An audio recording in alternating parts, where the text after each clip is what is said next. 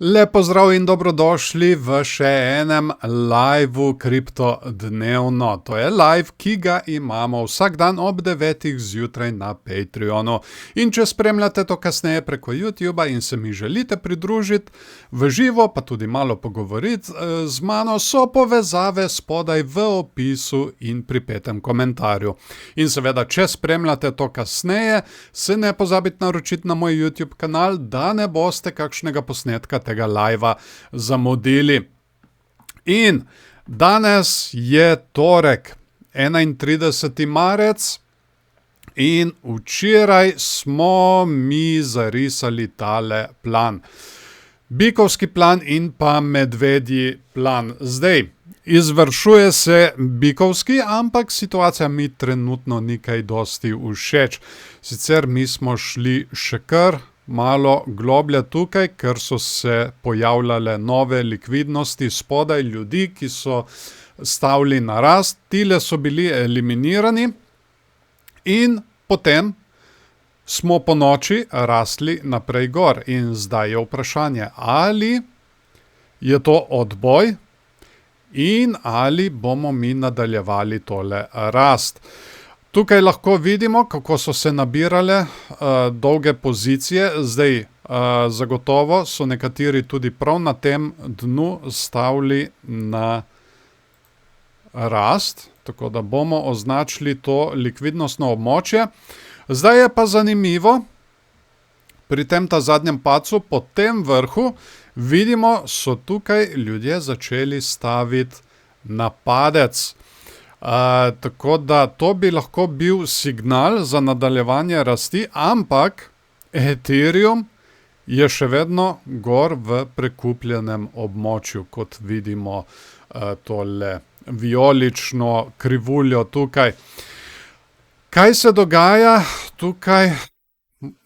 Imamo trenutno 4-urni časovni interval, tukaj je 15-minutni. Na 4-urnem časovnem intervalu zelo zanimivo, pri tem indikatorju smo tako pri Bitcoinu kot pri Ethereumu začeli lesti navzgor, kar bi lahko bilo kar malce nevarno. Tako da to bo vsekakor treba spremljati. Dajmo nazaj, dajmo zdaj na 1-urni časovni interval. Tukaj imamo označeno tole dvojno dno. Prišli smo prav do njegove neckline meje. In zdaj imamo odboj. Ampak trenutno mi ni ravno všeč, kako se mi zdaj zadržujemo tukaj na tem območju. Seveda, kljub temu, mi še vedno lahko nadaljujemo rast in tarče, ki jih imamo označene, so 69 tisoč. In pa ta glavno likvidnostno območje ljudi, ki so stavili na padec, je tukaj na okoli 72 tisoč. In kar je zelo zanimivo, kar se tiče enournega časovnega intervala, tudi tukaj smo kar krepko lezli gor v prekupljeno območje. Torej, ogromno ljudi je stavilo na rast in to bi se znalo obrniti v nasprotno smer. Kot smo večkrat ponovili včeraj, glavna meja je tukaj, tale neckline meja tega dvojnega dna, ki je sicer miniskulen v primerjavi s tem dvojnim vrhom, ki smo ga imeli prej. Samo pogledajte, kako je bil izrazit. Ta niti ni toliko izrazit. No, glavna meja 66 700. Če to izgubimo, potem imamo naslednjo tukaj spodaj na okoli 65 200. Poglejmo si zdaj še likvidnostna območja. Mi smo zdaj malce padali in tukaj vidimo, kako so bila likvidirana tale likvidnostna območja ljudi, ki so prehitro stavili na rast. Torej, ti vsi so bili zdaj eliminirani in mi bi lahko zdaj šli pobirati tele tukaj gor. Ta prva meja, 68,500 tam nekje, ta druga 68,600 in pa 68,750. Bomo videli zdaj, ko so tele likvidnosti tukaj pobrane, če bomo mi šli pobirati te naprej gor. Poglejmo zdaj še Ethereum. Tukaj tudi 15-minutni časovni interval in pa 1-urni časovni interval. Ethereum ima malce bolj izrazito tole dvojno dno, njegova neckline meja na 2025 tam nekje. Od te neckline meje smo se mi zdaj odbili, tako na 15-minutnem časovnem intervalu, kot tudi na 1-urnem časovnem intervalu. In zdaj bo treba paziti.